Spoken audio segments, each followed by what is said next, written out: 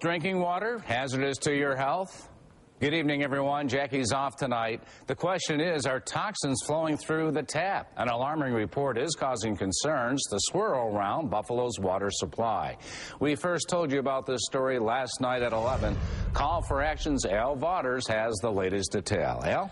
Well, Don, at the center of the controversy is a metal known as chromium-6, which scientists say might cause cancer. While chromium-6 did show up in a sample of Buffalo tap water, the level was well below the average for 34 other cities. Chromium-6 is the metal that turned up in the water supplies of Hinckley, California residents, exposed by activist Aaron Brockovich, that led to a $300 million settlement 10 years ago and inspired a Hollywood movie.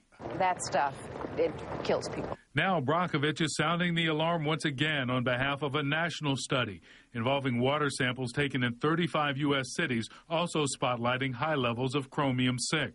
It's a probable human carcinogen, and over 70 million Americans are probably drinking it in their tap water. The study was conducted urging California and the U.S. EPA to adopt safe standards for chromium-6. And Buffalo sample scored well below the national average with a reading of 0.07 parts per billion. New York City was slightly better with a 0.06, while the reading for Syracuse was 0.12, still below the national average. Researchers are calling for a standard of 0.06 to be considered safe. When it comes to water quality, we take it very serious, and we have a healthy product out there.